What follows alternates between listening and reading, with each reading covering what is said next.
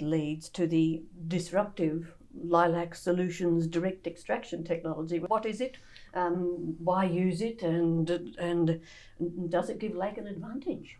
So I had worked in South America previously, and one of our other directors, Nick Lindsay, had also spent quite a bit of time in Chile. And we've been fortunate, our third director, Robert Strebsky, has also worked in Chile and Argentina.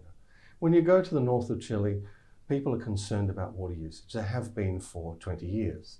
And it used to be that copper mines were developed, and it wasn't actually having a copper project that was important, it was actually having the access to the water, because these are hyper-arid environments. During the boom of the early 2000s, they started pumping water from desalination plants down on the coast and bringing that in.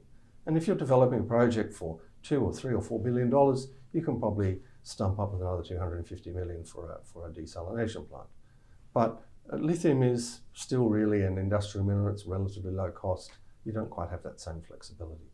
We saw those issues back in the past and thought at some stage lithium evaporators could be a sunset industry. Perhaps not the projects that are there, but if we look at the demand curves, depending on who's providing that demand, providing that demand forecast, it looks like we need 5, 6, 7 times more lithium than we produced in 2019 in the next 9 years. Now, some of that will come from the majors, but others has to come from somewhere else. So if we were going to ramp that up, say, for example, there was an environmental issue with evaporators, what other way could we develop these brines, do it more efficiently, produce a high quality product that meets the demands, but actually has a smaller environmental footprint? So Lake looked at a number of new technologies, and we finally settled on something called ion exchange.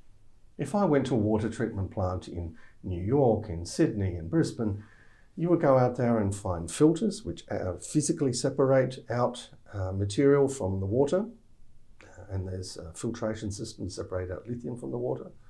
And then there's normally an agitator from some biological thing. And then if there's metals in the water, you normally use ion exchange. There's a technology been around 50, 60 years. It just hadn't been put to lithium.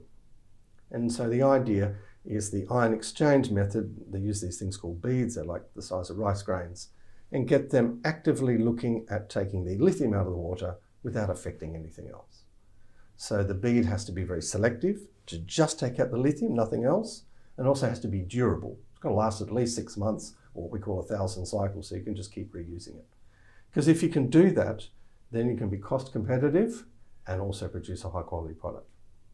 You think about it, if you're evaporating a water, when you do that, you're concentrating all the salts in it. And then you have to separate out the magnesium, the sodium, the potassium, the lithium, the boron separately in different cycles. The beauty of ion exchange is you pump water into a tank or a vessel. Ours will be about 5 meters high.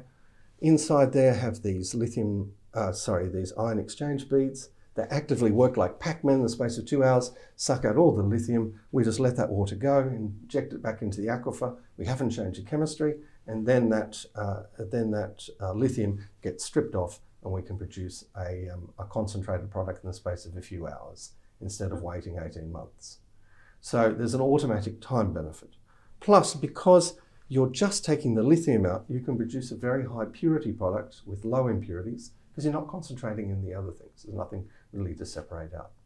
So it's a very simple process. The benefit or the kicker in the new technology has been from this company, Lilac, out of San Francisco, in producing a bead which is very selective and durable. But of course, when it's new technology, you've got to prove it. So we've worked with them for a while at Benchtop. Now we've got a pilot plant. We're just testing that in California. We'll move it to site. Then we'll start producing large volume samples for people who are off-takers.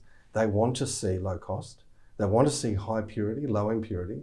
And so then having a sustainability angle, which is a much smaller environmental footprint, instead of 12 square kilometers of evaporation ponds, you've just got the plant. You're re-injecting all of the water. All you've done is take out the lithium. So then there's a sustainability angle.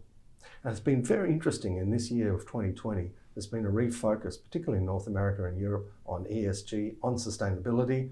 And so if we can present that together with low cost, scalable, high purity product, then we're actually got something that's almost unique as an offering in the market.